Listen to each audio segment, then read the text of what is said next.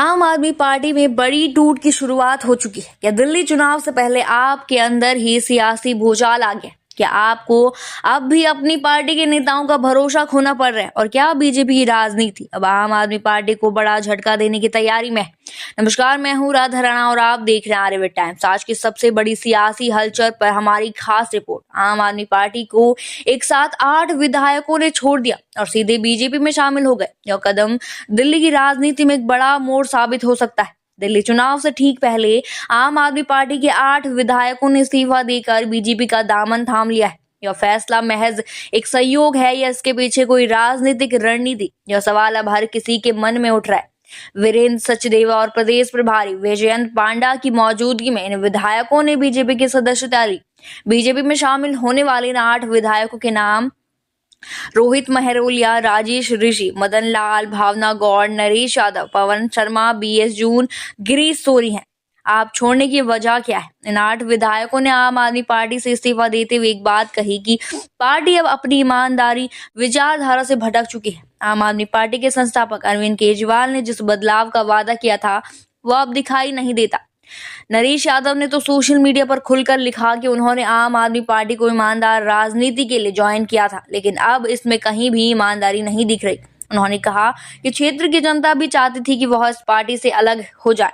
इसी तरह पालम की विधायक भावना गौड़ ने कहा कि उनका पार्टी से दूरी तरह भरोसा उठ चुका है। उनकी दावा है कि पार्टी ने उन्हें पूरी तरह से नजरअंदाज किया और भ्रष्टाचार में लिप्त हो गई। आरोप है कि पार्टी अब केवल चंद नेताओं तक सिमट कर रह गई है। लेकिन इस पूरे घटनाक्रम पर आम आदमी पार्टी की भी प्रतिक्रिया सामने आई। पार्टी की राष्ट्रीय प्रवक्ता रीना गुप्ता ने कहा कि इन सभी विधायकों को जनता के लिए अनुपलब्ध रहने की वजह से टिकट नहीं दिया गया था। पार्टी के आंतरिक सर्वे में यह सामने आया था कि ये नेता अपने क्षेत्रों में कमजोर पड़ चुके थे।